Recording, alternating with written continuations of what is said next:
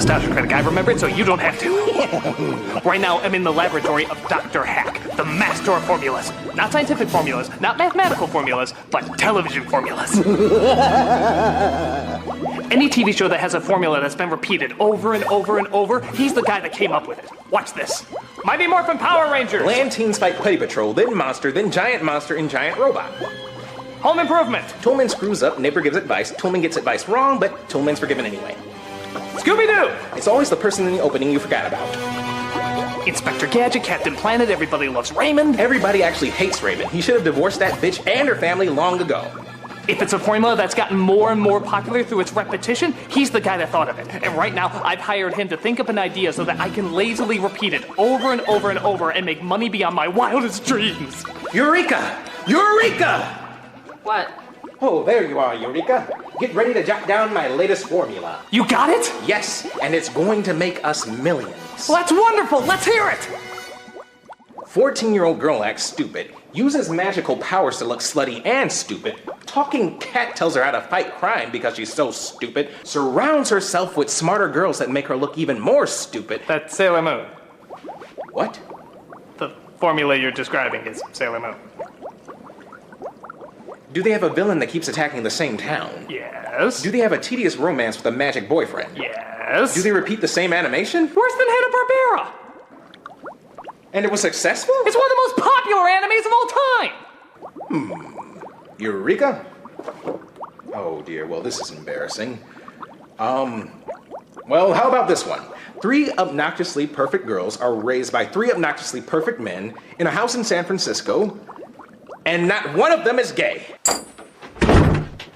Well, while we're on the subject, why was something as repetitive as Sailor Moon so successful? Fighting evil by moonlight, winning love by daylight.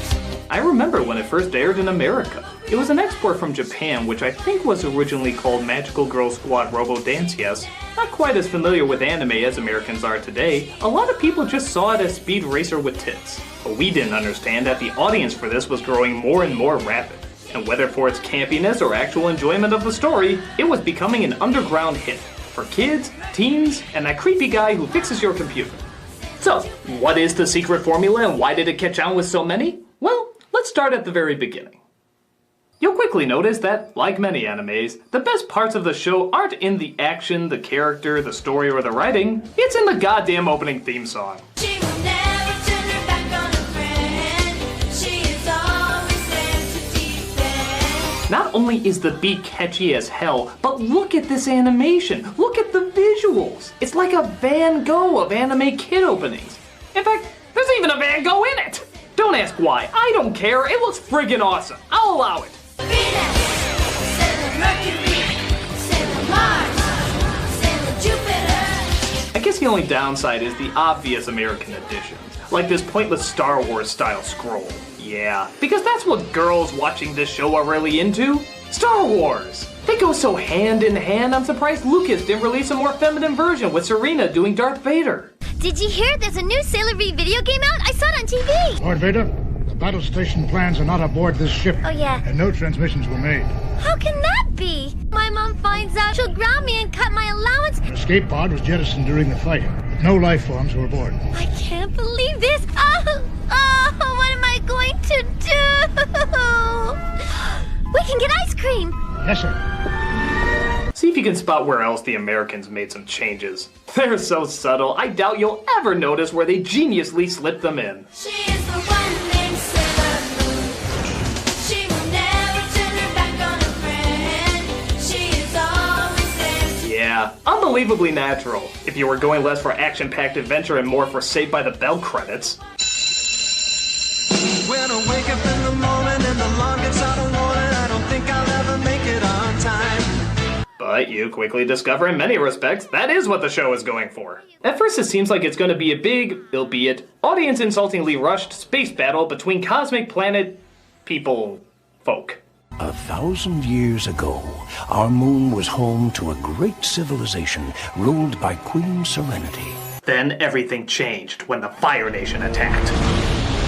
until the arrival of the evil Queen Beryl. Although her world was destroyed, Queen Serenity's last hope was the power of the Empyrean Silver Crystal and the Crescent Moon Wand.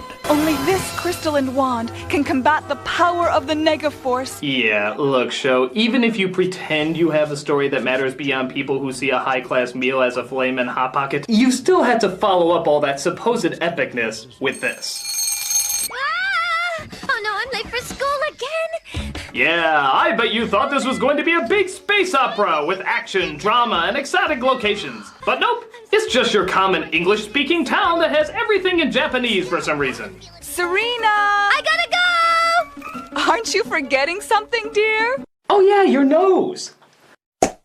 Everyone's forgetting those around here. This is Serena, a ditzy clod who has no idea that she is one of the reincarnations of the Sailor Scouts. She's just your everyday gigantic-eyed blonde Japanese girl who constantly keeps flunking her exams. Oh, chill out, Serena. It's just one lousy test. It's not like it's the end of the world or something. You don't understand, I'm Japanese! To me, failure is everything! You don't get it, Molly. If my mom finds out I flunked that test, I won't get to play the new Sailor V game. Being pretty as sin and dumb as cheese, she of course is very popular in school, obtaining all sorts of friends, like an over-the-top accent with a human attached to it, That's weird. Very weird. and the awkward years of Dr. Insano's puberty. You're going shopping? What's more important than your grades? Science, of course!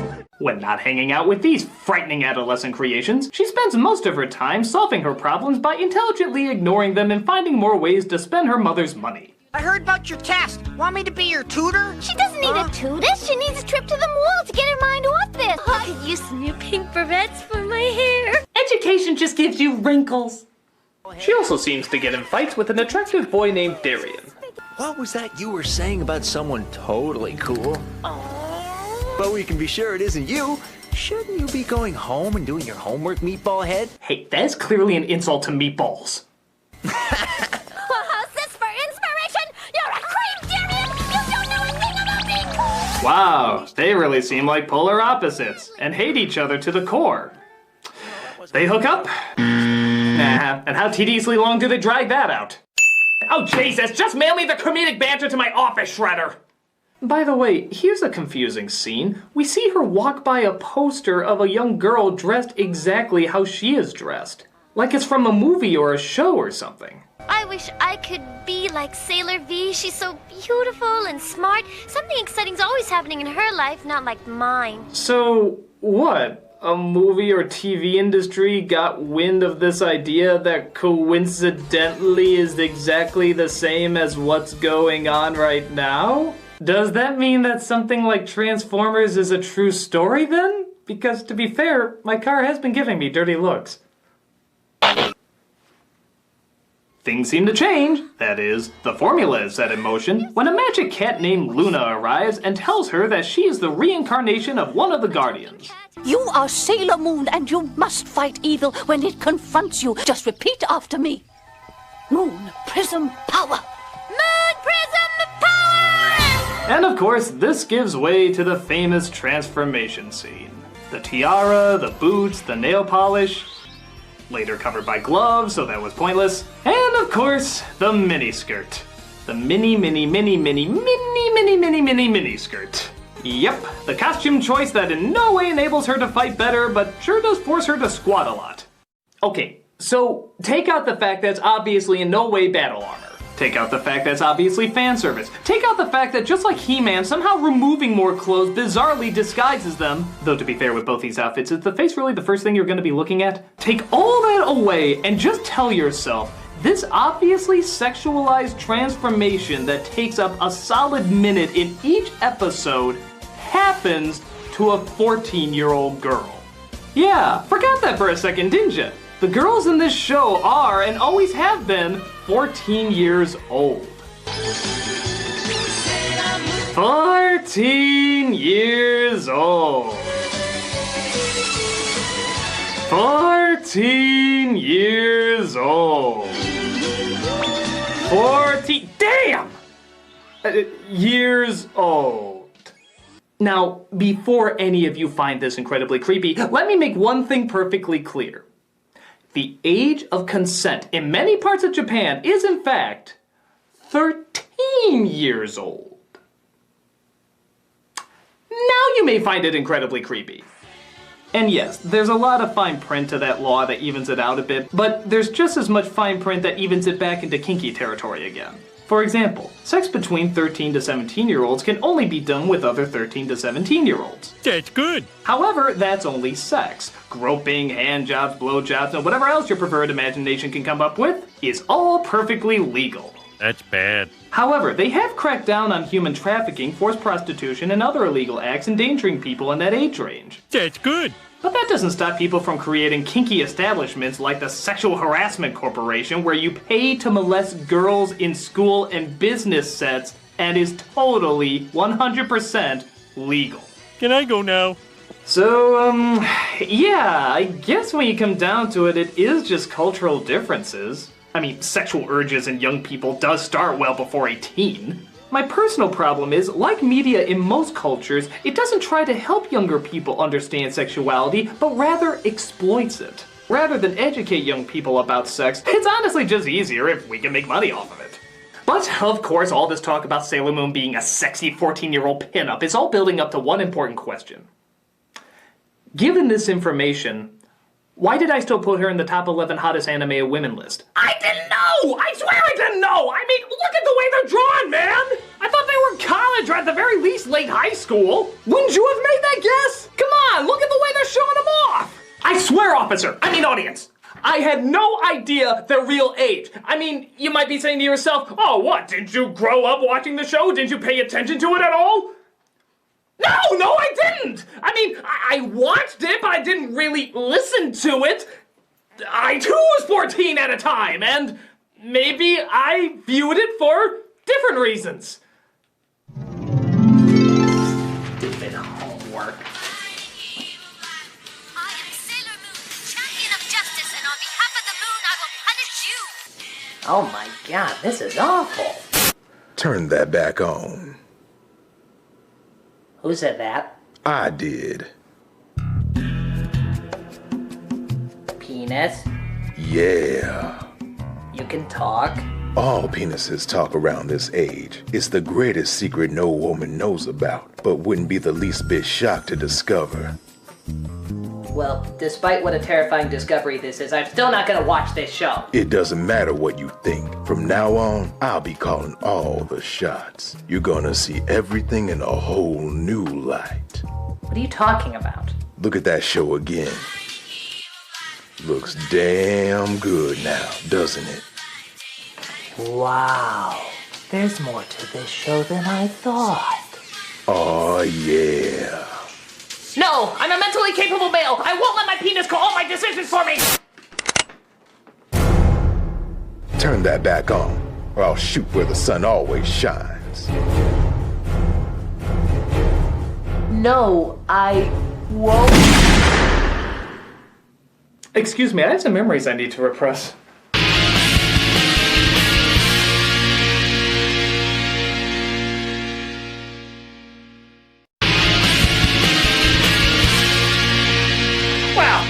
I think I've properly erased those memories. They'll be back. Quiet or I'll write another groin shot joke. So Serena seems shocked that she can now suddenly transform. This dream is getting weirder and weirder. I'll never study that hard again. Though weirdly enough, doesn't look the least bit shocked while she's transforming. In fact, I bet she'll keep this exact same calm state every single time she changes, and every villain she's fighting will quietly wait for her to finish before actually attacking. It's the Japanese way. Speaking of which, there actually is a villain in this series, known as Queen Beryl. Yes, because no name is more terrifying than a wooden container that can bring me alcohol. Actually, you sure she's not the hero? She uses her evil minion named Jailbait. Too obvious. To get energy out of the people of Earth, all to serve the evil realm of the Negaverse. Or as Luna likes to put it, the Negaverse. The Negaverse! The Negaverse! The Negaverse! The Negaverse! The Negaverse! How does Jedi plan to do this? By creating various monsters targeting people's lust for jewelry, pop singers, fitness, and pretty much anything exploiting the empty shallowness of all mankind. So naturally, Serena is never far behind, often falling for the majority of his evil plans. Please get in this evil device, which is in no way an evil device. Joke's on you, it was an evil device. But once Luna reminds Serena to use her brain, she goes through her petalicious transformation and is ready to kick ass. I wanna go home! Or cowers in the corner like a fucking scaredy cat. I don't wanna do this anymore! I can't, I'm too scared! Get me out of here now! In fact, the fucking scaredy cat is braver than her! You must fight this evil monster or the whole universe could cease to exist. It's time to become Sailor Moon. Let's go! You have to stand and fight. Be brave. Never running from a real fight. That's exactly what she's doing! She's running from a real fight! Come on, you idiot! Don't pussy out! Pussy up! I think it can also be used that way. Yeah! Well, it'll probably surprise no one that Sailor Moon actually does very little physical fighting in this show. Which is no big shock. If she even raises her knee a centimeter to kick, she exposes her goodies to the world. Which in many parts of Japan, of course, is no big problem anyway. Most of the fight scenes require her being trapped or stuck in something for probably longer than is needed. But hey, anything to save on that action-packed detailed animation that we're just going to repeat anyway. In fact, the one you'll see most often next to the transformation sequence is her using a magic tiara which turns her enemies to dust. Or, in this case, the guy doing the magic act next door comes to save her, then allowing her to throw her goddamn tiara. You must believe in yourself, Sailor Moon. Tuxedo Mask, thank you! Don't mention it. This is Tuxedo Mask. And yes, it is painfully obvious who it really is. But please don't tell Serena, she's not very bright. Others will test you. Do not be afraid. What a hunky guy. He's so dreamy, and not at all like that other guy who I hate so much. Thank God they have nothing in common and are two completely different people. Oh, hi, Clark. Get any new pictures of Superman lately? The magic tiara isn't her only enchanted device, though. She also has a pen that can change her into anything. Wait, what? It's a very powerful transforming tool. It turns you into whatever you want. Well, then what the fuck is she using that tiara for? I mean, they didn't give any limitations or anything. They said she can change into fucking anything she wants. Hey, why doesn't she just turn around and be like, take on the form of Godzilla? Series over, 6 seasons spared! But nope, she uses it just to don disguises. Which really aren't necessary, seeing how all you have to do is throw on a bathing suit and a napkin over your crotch and apparently nobody will recognize you. And besides, we know she's gonna leave the real fighting to the other Sailor Scouts. Oh yeah, I should probably talk about them. The other reincarnations of the Scouts are found over time, usually in the exact same city and often even the exact same school. So, maybe Jedi should try his evil plans in another part of town.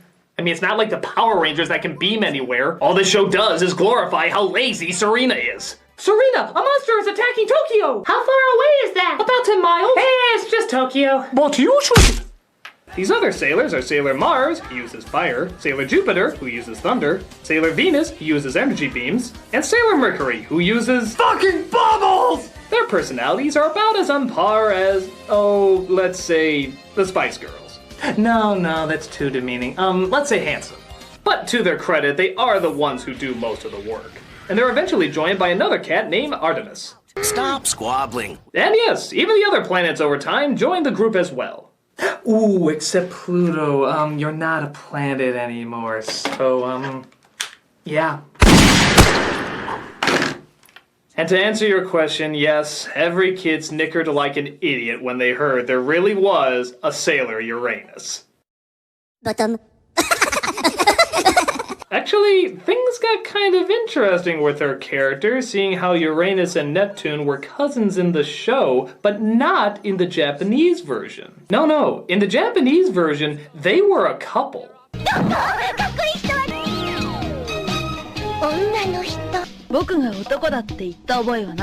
That's right, straight up lesbians. What was that? Nothing, I said nothing! Yeah, kind of funny how we can sex up our 14-year-olds all we want, but the idea of them being attracted to something that don't have a penis apparently was too much for Americans back then. So just to check. Okay, shame. Okay, shame. Come on, guys, maybe you could have worked it into your half-assed PSAs at the end. Oh yeah, I forgot to mention, there's PSAs in this show, obviously slapped on at the end of each episode using the same animation they used before. Because Lord knows, the show hasn't repeated enough animation already.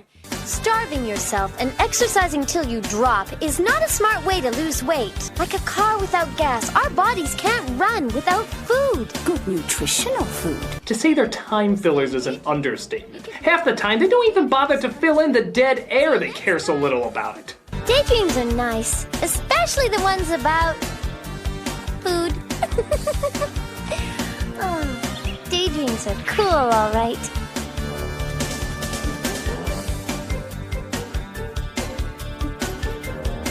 But just don't forget about the here and now. Yeah, if they want a more appropriate ending, they go with something like this. Hey kids! A lot of time we get angry letters from your parents because we know our show makes you dumber. So here's our last minute table scraps to try and teach you something in the last few seconds we have. Brush your teeth. Or in the case of the lesbian duo, maybe they can do something like, hey kids, you got boys and you got girls. Pick one. and guys, that's as far as I got.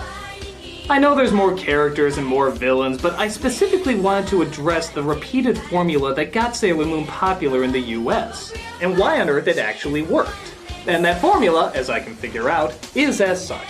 Serena acts like a selfish idiot. Supportive friends pick up her slack. Barrel rubs Crystal Ball like a boob and sends Jedi out to create monster and or device to obtain energy, using a marketing tool targeted towards vain suburbanites. One of the scouts discovers the plan or falls for it herself. Transformation takes place via reused sexually confusing animation. Scout or scouts are trapped. Pratt in the Hat seems to get them out and do nothing else. Serena never figures out who he is, uses her magic tiara that she should have used earlier instead of reusing more dialogue footage, destroys villain, and goes back to being an idiot again. So, yeah, just to double check again, why did this work? Perhaps like a lot of other formulas, it knew what to keep familiar and what to keep changing up. It knew it was going to have a villain, but it changed up what kind of villain. It knew it had to involve an interest or product that girls wanted to be involved with, so it had a different one each episode. There was always peril that the girls had to get out of so that you'd feel great by the end when they finally do. Keeping the formula exactly the same, but changing up just the right elements that needed to be changed. So, do I enjoy the show? Fuck no. Does it have an ingenious formula? Fuck yes. Is it bad for kids? Fuck not really. While the Serena character is an annoying airhead, I will give her credit that she does at the very least have a character. It's not one that I like, but at the same time it would have been easy just to make her a pretty face with no personality. But she clearly does have a personality and goes to big extremes. And they do make her look strange and bizarre just as much as they do make her look pretty half the time. And though yeah, she can be self-centered, she's never really mean per se. And I guess from what I understand, the character does get smarter as the series goes on. Or at the very least, braver. As for sexing up a 14-year-old, I think it's weird, but I guess there's always just gonna be cultural differences. And in all honesty, we've let out much worse. Unlike a lot of pop stars and teen magazines where the artificiality is all that's there, this at least allows girls the fantasy of being the hero and actually doing something. Even if it is mixed in with that artificiality as well. But I don't know if Serena's dummy reaction to it all always shows it in such a good light. But the moments where she fights back and saves the day is always shown in a good light. So have fun with your little show, just keep it as far away as you can from me. I'm the Nostalgia Critic, I remember. Hello? Mr. Critic, Dr. Hawk thinks he may have, finished that formula or whatever. Lead on. Alright, Critic, I know I messed up with the Sailor Moon formula, but I've come up with a formula that's even better. Even better? You mean more successful than Sailor Moon? 3 times more successful. Really? Yes, according to my calculations, this should be the most famous, most profitable formula the world has ever known! Good God, Dr. Hack! What is it? What is it? Okay. 3 online performers, 2 male, 1 female, remake movies with the help of a German cameraman and Irish immigrant.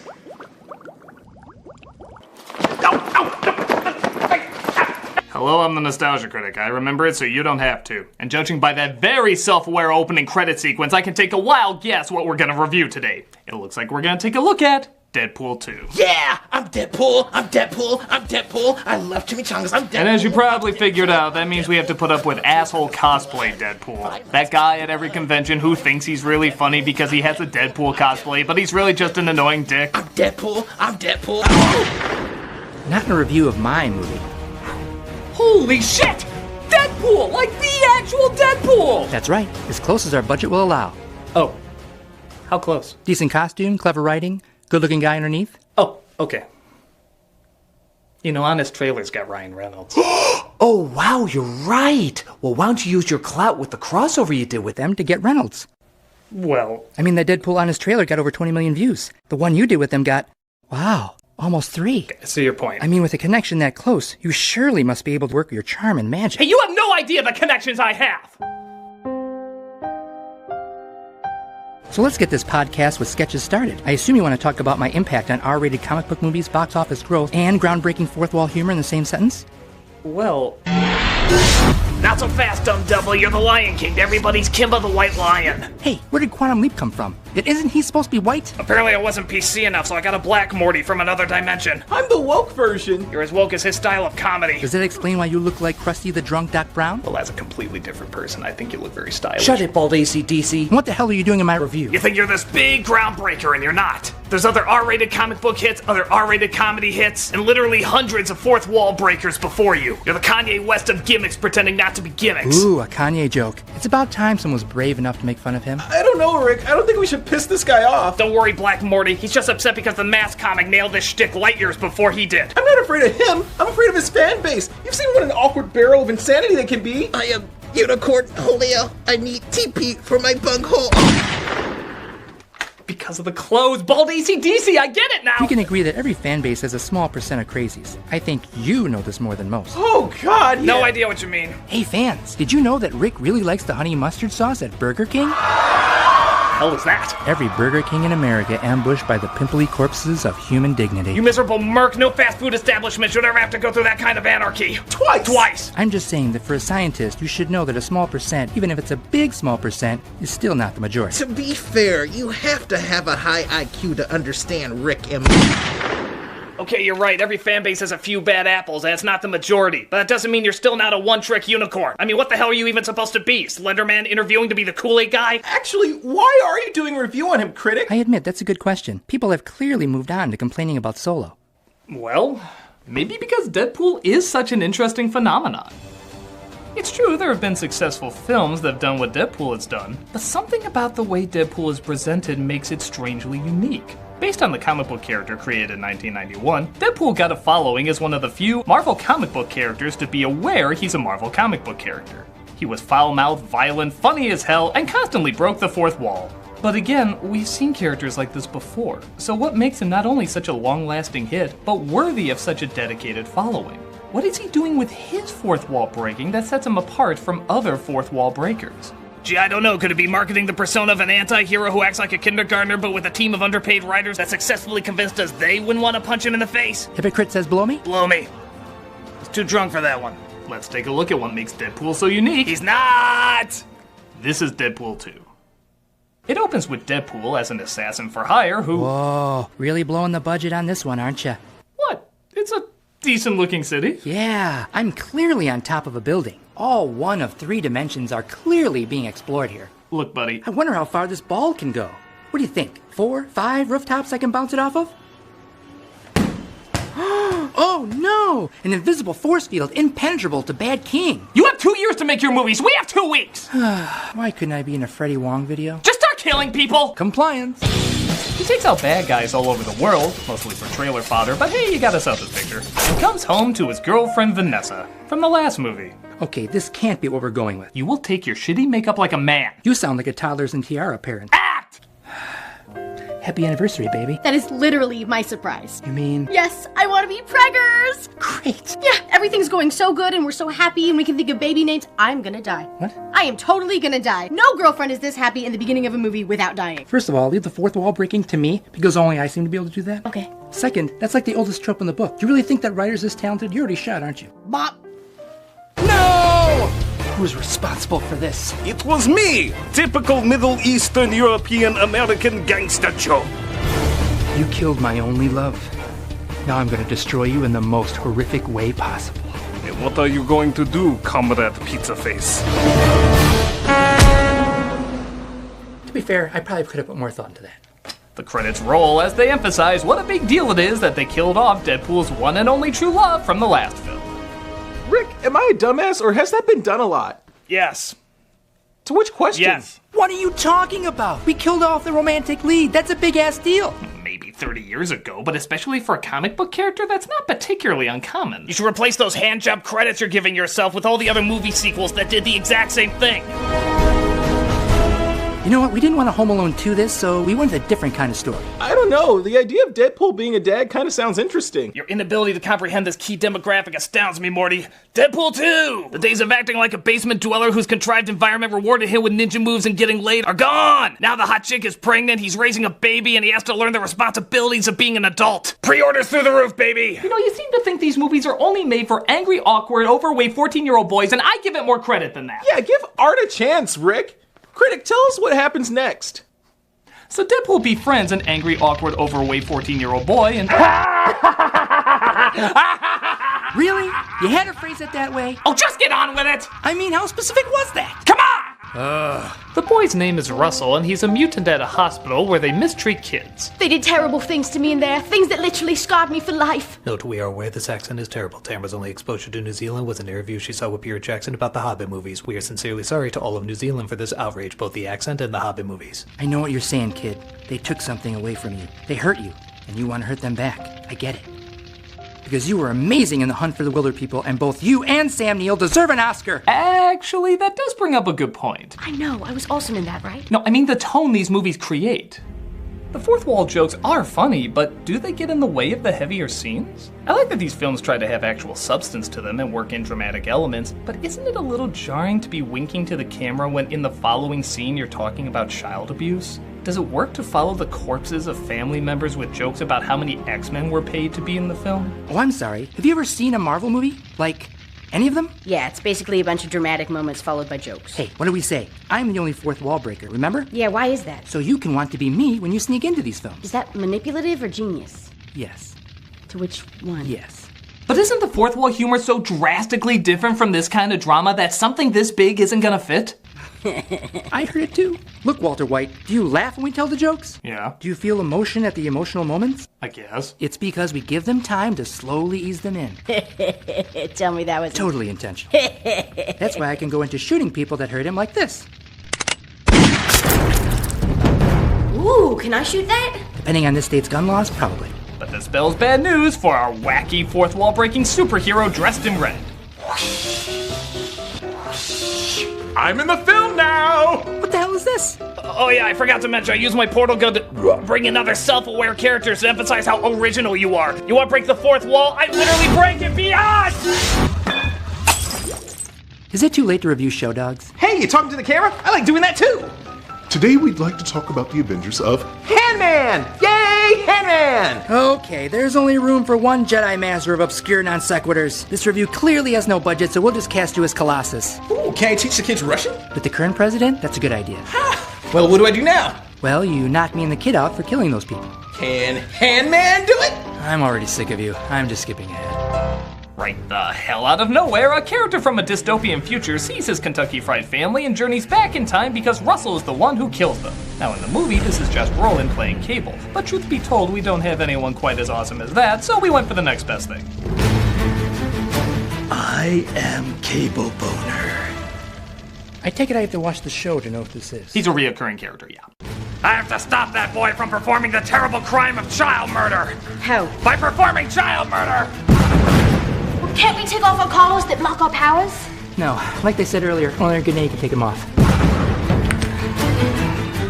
Or just hitting the ground really hard. Look, Lobo, if we're gonna make you marketable to future franchises, you gotta tone down the kid killing. My only concern is if Disney buys Fox, what are they gonna do when Cable fights Thanos? Now that's not true. Disney's merger wouldn't necessarily affect Fox's cinematic releases. Enough of the fourth wall breaking, Dr. Bunsen! Suck my beaker, you knockoff novelty dog shit! Let's blow. I thought you'd like that one. Whew. Okay. I need a minute to catch my breath here. So go to hell if you have ad blocker, because you're cutting my time in half.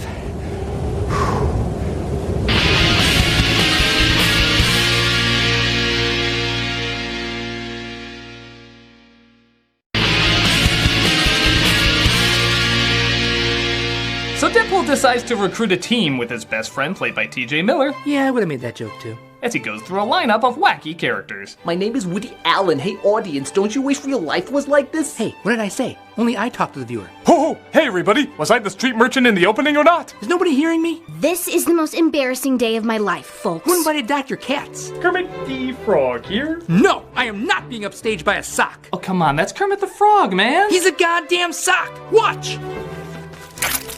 Oh, God. Sweet Jesus. I don't know, Rick. Haven't you gone far enough with the fourth wall breakers? Not until he sees what a gimmicky hack he is. You're the hack, you little pop culture spewing pimp. Hey, at least I mocked the convention of lame catchphrases. Wubba lubba love boat, whatever. Hey, how many Pickle Rick shirts did you sell today? That was petty and beneath you. Excuse me. Oh, great. And what show are you from? Atlanta, but what does that matter? Do they look at the camera in Atlanta?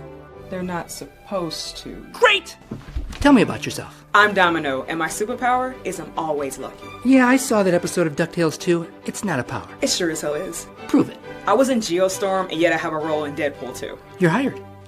He calls his team X-Force, but it looks like he should have called them the Expendables because they all die before even starting their first mission. It looks like it's just you and me, Kermit. Yay! Domino also survived using her luck, and they head off to save Russell in an exciting car chase. Wait a minute, a car chase? Yeah. With this review's budget, you're gonna do a car chase? Well, attempt to. Screw it. If we're gonna do a car chase with no money, we're gonna do it my way. Well, what the hell's your way? Oh no, look out! No, stop! Move it! No! Oh my god! Oh no, look out for the unicorn! Oh no, and now we're unicorns! I'm sexually confused! You know what, just thwart me, we all know it's coming! Okay. Thwart. Get me off this Rio set! Sad thing is, our original car chase was even lamer.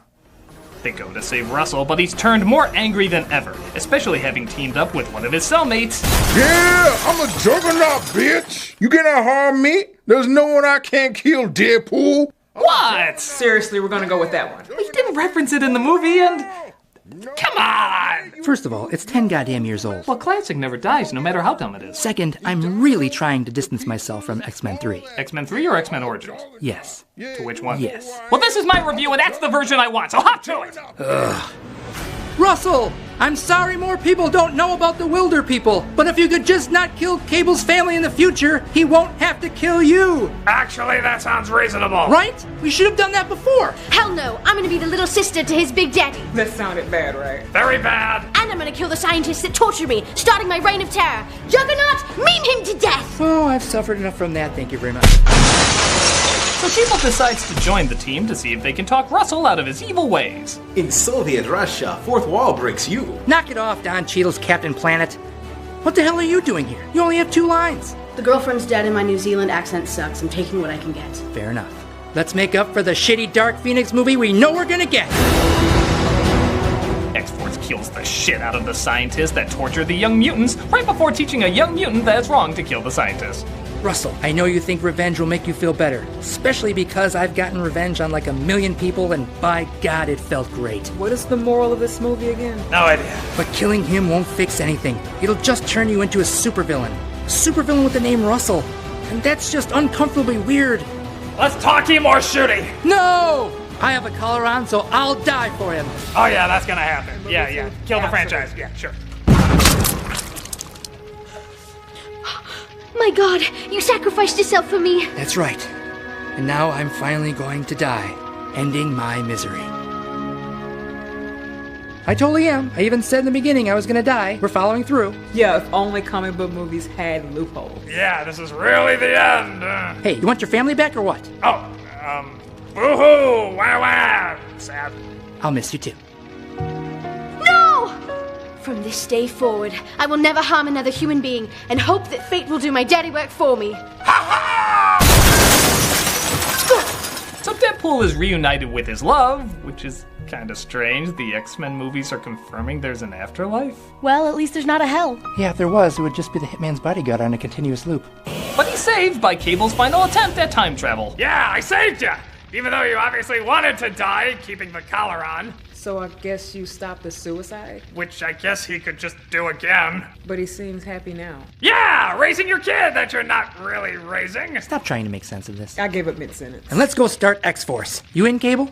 Well, I did dedicate my life to saving my family. But they seem to be okay now. That's true, and I suppose nothing bad can happen to him in an apocalyptic future. Sure, why not? So it turns out this was family fiction. But Deadpool ends the film by stealing Cable's time-traveling device and saving Vanessa in the past. You saved me, stopping everything from happening, including X-Force. Did I, though? Did I?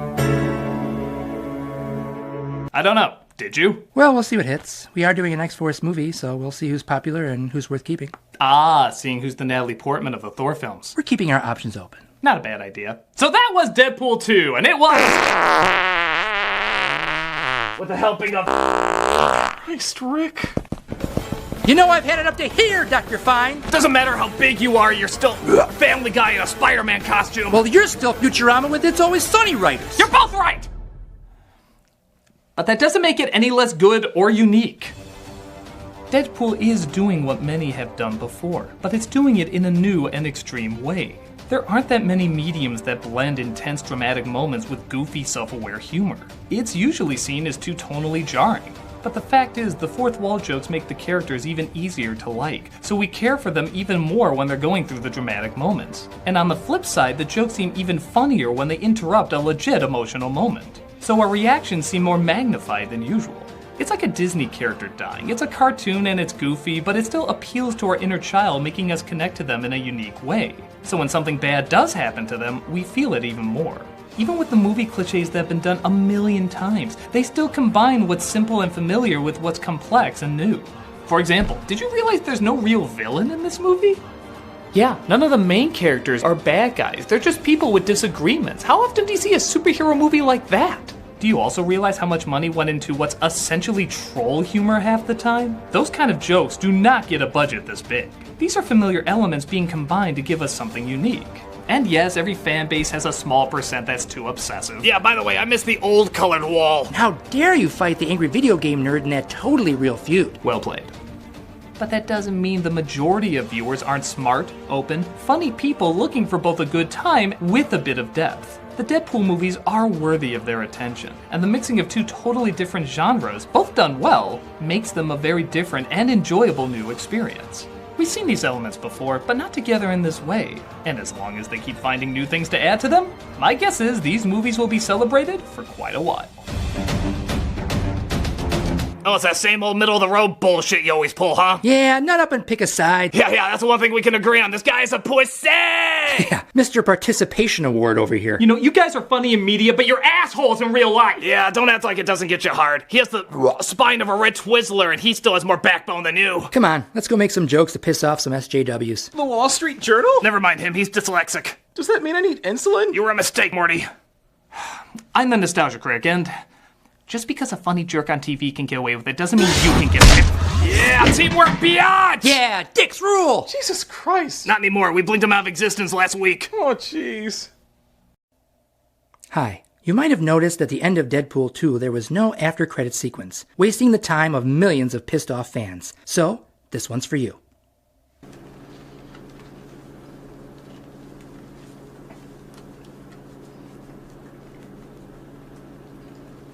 This isn't that good. Yeah, shawarma kind of sucks. Yeah. It may surprise some of you that I'm actually a huge fan of The Jungle Book. No, not that one. No, not that one either. The actual book. It's surprising how many people don't know there's a literary source to The Jungle Book.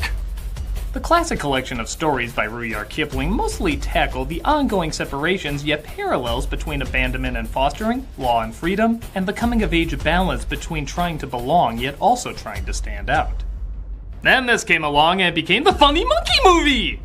And before you go nuts, I like this film fine. The animated Disney adaptation had little connection to the best-known story from The Jungle Book, Mowgli's Brothers, but it was a cute little flick with some catchy songs and memorable characters. And seeing how we're still in the middle of Disney's live-action remake month,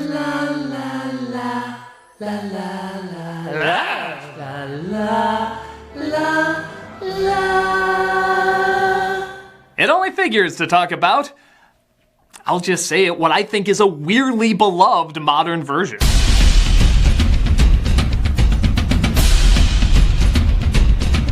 So while most of these Disney remakes are big hits, there's usually a fair amount of people who find they can't get into what the movie is doing.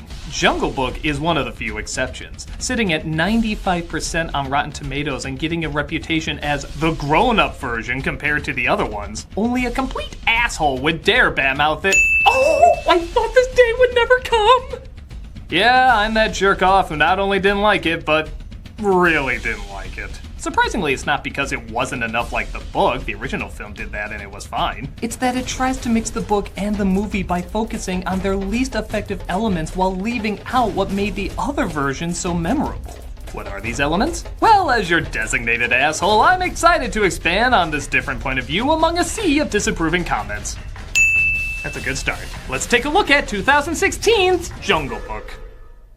So at first, you might be wondering why the logo looks nostalgically hand-drawn even though this is live action. Especially when there's already a nostalgically hand-drawn logo they're not using. This is the confusing tone that'll accompany the next 90 minutes. Oh, whoops, we skipped forward to the middle. No, wait, this is apparently clever. Okay, just starting us off in the middle of things. I guess a lot of stories do that. Let's see what it adds. You must be the very worst wolf I've ever seen. A weak-ass fake-out we all saw coming. Anything else? Wolves don't hide in trees. I just picked the wrong tree. It was a dead tree. I'm gonna take this talk about trees as no, there is nothing else. So why do we have this generic intro? The opening to both the book and the animated film are simple, straightforward, and reveal a lot of character. Within the first few moments, we know Mowgli is an abandoned baby, a predator has the chance to kill him but doesn't, creates a connection showing love and care, and shows clearly that this is unusual and even risky, yet they still take that chance on this connection. But hell with that nonsense, we have the opening to U.S. Marshals! Yeah, remember that sequel to The Fugitive you don't remember? They start off with a bland action sequence with the main character that doesn't tie into the rest of the movie. A lot of shitty films do that, but to be fair, they don't already have a perfectly written intro laid out for them. And I know, that seems like a lot to harp on so early, but the other intros really do suck you in. It shows you who they are, how they became this way, and how their world works. This one, rather than showing you, tells you. When I found him many years ago, he was just an infant, abandoned in the woods. That's why I entrusted him to the wolves. The book had a lot of explaining about its environment too, but it was done through Mowgli's eyes as the newcomer. If he didn't follow these rules, he'll die. We're emotionally invested. Here it sounds like what you study for a test. Arkila was a just and noble leader, and a water truce was called. It was Raksha who raised him. It had been many, many years since the Peace Rock was revealed. By law of the jungle, drinking comes before eating. Critic, how does the law of the jungle go? I pledge allegiance. See me after class. Yeah. By the way, see if you can tell which lines are from one of the greatest literary minds who ever lived, and which ones are Disney writers trying to make their 5-year-old laugh. The law runneth over and back. For the strength of the pack is the wolf, and the strength of the wolf is the pack. There's a rock. That's my rock. That's my rock. Nobody touches my rock. There's another rock. The wolf that keeps them may prosper, but the wolf that breaks it will die. Weird. That's weird. Pretty hard to tell, right? At least the other one didn't even try. They knew that lines like this. I do not call you my brothers anymore, but dogs. I see that you are indeed dogs. When mixed with lines like this. They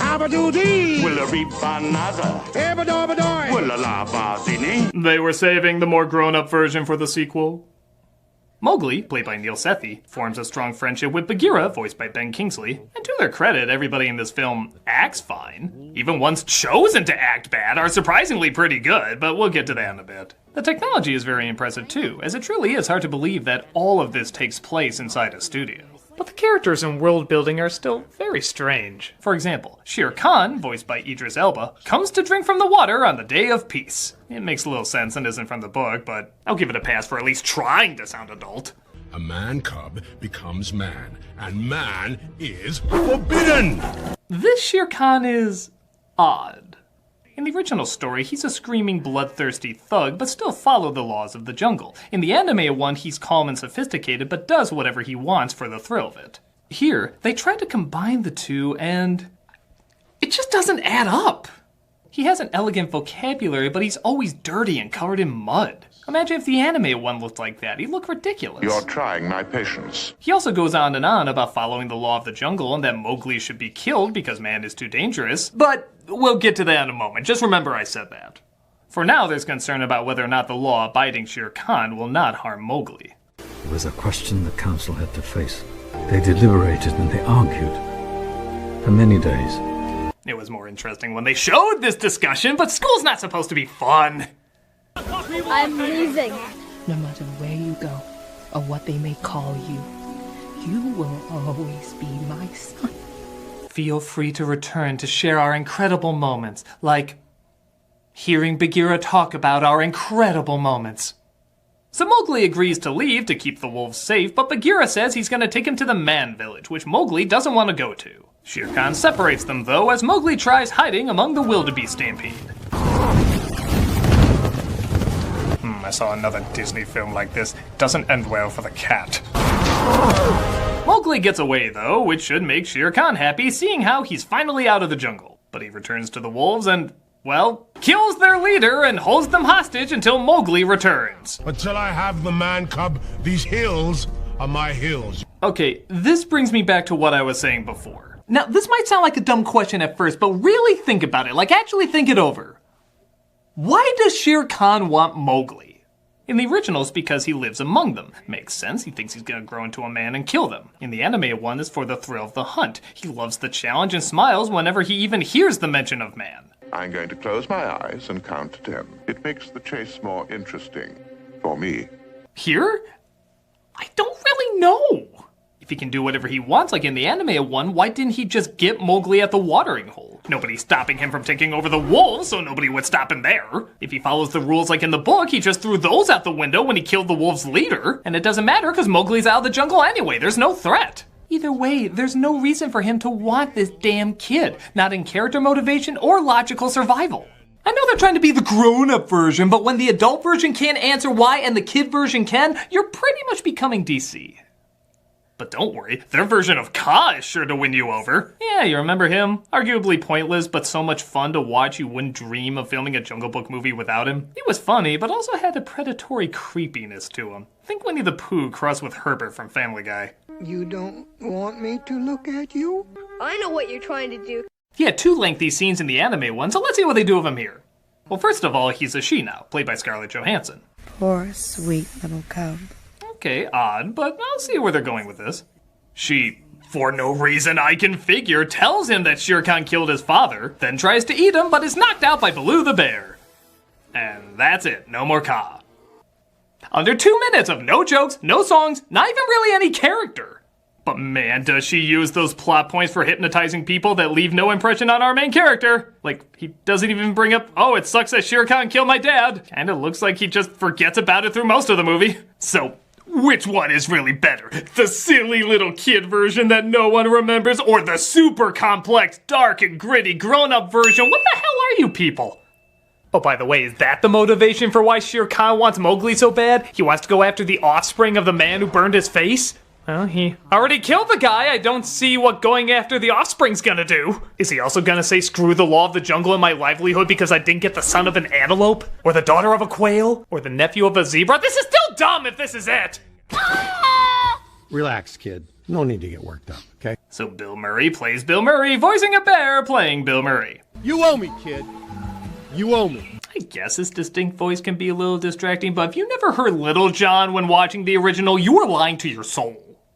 As payback for saving Mowgli's life, Baloo uses him to climb up a mountain to get him honey, telling him the bees don't sting. You said they didn't sting. What do you call this? Back off, man. I'm a scientist. I have to go to the man village. So Mowgli decides to head to the man village. Yeah, I guess he's okay with going there again. And Baloo says he'll show him the way. You can always tell by the red flower. The red flower doesn't seem so bad. Yeah. Let it loose, and it destroys everything it touches. Kinda weird how he calls fire the red flower, but a moment earlier he used the word propaganda. That's not a song. That's propaganda. Guess they got a lot of Michael Moore movies in the jungle.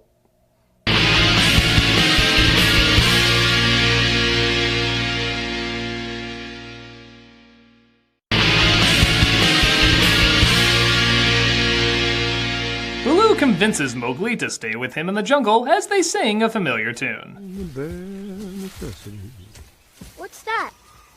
That's a song about the good life. Yeah, the other version they were on song 3, but I guess this is a good time to do our first. Bare necessities, the simple bare necessities. I do like that Mowgli puts devices together to help get food. It actually makes me realize how pretty useless he was in the anime one. He even finds an elephant trapped in a hole and uses his ingenuity to get him out. It's actually a very nice scene. But it's botched when Bagheera finds them both and tries to take Mowgli back to the man village. You see, when he tells Baloo that Shere Khan is after him, Baloo, for no friggin' reason, lies to Mowgli about why he has to go. Maybe it's time for you two mosey along. We're buddies, aren't we? No, we were never friends. I certainly never thought of you as my friend. Do I have to spell this out? I don't want you around anymore. Okay, look, this scene in the anime one is kinda lame too, because Mowgli's just being a brat. But Baloo still tells him the truth.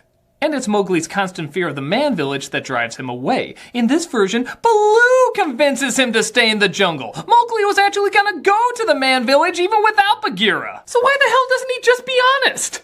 Go to the village or Shere Khan will kill the shit out of you. He already knows how dangerous he is. In the original, he's never seen it before, but here, he got attacked by him several times. So yeah, go to the man village, come visit, we'll hang out, just like the original plan we had. If it turns out to not be fun for you, I will walk you right down to that man village myself. Just till winter. There is no goddamn reason for this pitifully forced friendship breakup.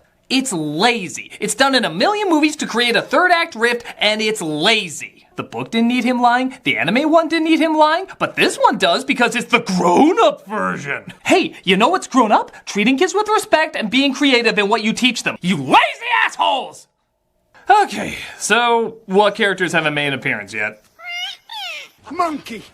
That's right, monkeys kidnap Mowgli and take him to a temple where King Louie, voiced by Christopher You Bet Your Ass They Made This Joke Walkin', resides. Who in all fairness is actually kinda good. I'm not even kidding, it's a totally different tone and attitude, but it kind of works. You, Mancom. You come from the south, the north, what part? The south, I guess? You know who I am? I am the king of the Badalag. He's kind of like a mafia boss, soft-spoken but intimidating. He's threatening but also weirdly engaging. You want to live here? You need a people to protect you. But just when you think this is something untainted by stupid. Now don't try to kid me, Mancom. I'll make a deal with you.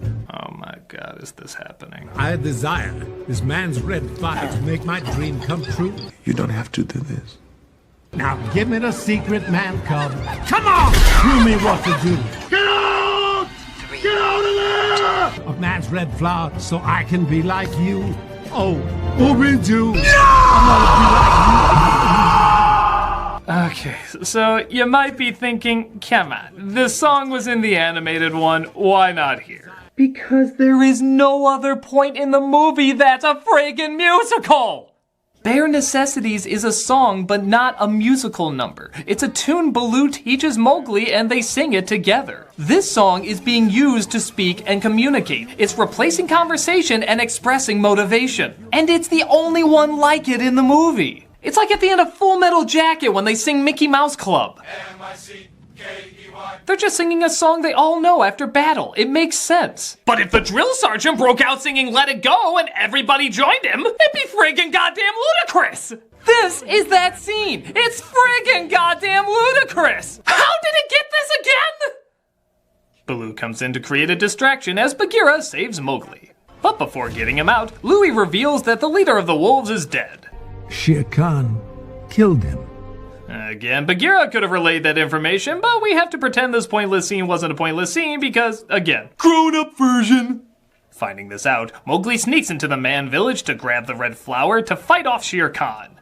A few drops of it fall, and I can see where the phrase spread like wildfire comes from because shit! The whole jungle's on fire in seconds! Okay, this would literally have to go from this to this in a matter of a few minutes. Even wildfire doesn't spread like wildfire!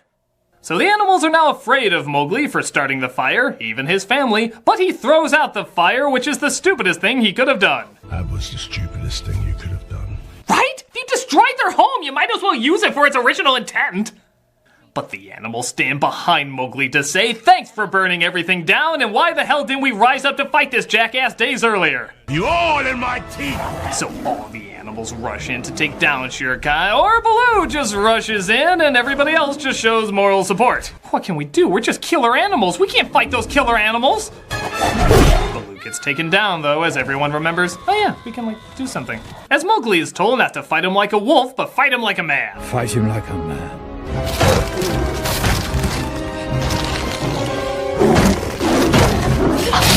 You know what this scene needs?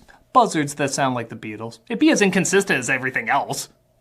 Mowgli defeats Shere Khan through his inventive ways, and he falls to his death. He also manages to convince the elephants to put out the fires. Yeah, they just dug holes with their tusks and let the water there. Though given how fast those flames spread, half of India should be on fire now! And the animals honor Mowgli. But that night, I saw something I'll never forget. I saw a little boy without a people bring all the jungle together for the very first time. Except for that other time all the animals came together, which apparently happens so often you have a name for the place, Peace Rock. You could come to the Peace Rock and find all people side by side. Don't dress this up, Bagheera. He set your home on fire and somebody else put it out. He's the equivalent of a donkey kicking a lantern. But, okay, you know the drill. After all this talk of acting like a man, fighting like a man, and thinking like a man, the time has come for him to go absolutely nowhere. Interesting change. In just about every version, he goes back to the man village because they build up, that's where he belongs. But this one doesn't do that. Why? No goddamn clue. I have no idea how this makes anything better. The story, in most of its forms, is about accepting the responsibility of who you are and where you'll grow best. But this one ends on an image just as lazy as the writing, closing the exact same book used in the animated film. Because you just saw the animated film, except this live action. They're so similar! Guys, I don't get this. I know objectively this isn't an awful film. If there were no books or other versions, it'd probably just be seen as a passable kids flick. But there is a book and a perfectly good animated film, and nothing in this is better than either of those. The original story is aggressive, dark, and full of great tropes. The animated film is cute, charming, and full of unforgettable characters. This tries to combine them without realizing what made them work on their own. Are you gonna remember any of these characters more than the animated one? Probably not. Are you gonna remember the language or lessons as much as the book? I don't even think the movie remembers its own language or lessons. It keeps changing so much. This is the law of the jungle. There's a rock. That's my rock, that's my rock. I know there's no real harm in enjoying this film, but leaving out what made the book and the animated version so enjoyable and even important is a huge disservice to the storytellers who understand their medium and used it so cleverly. Whether it's a delightful little kids movie you'll return to more and more, or an epic coming-of-age story you'll return to more and more, this one will most likely be looked at less and less.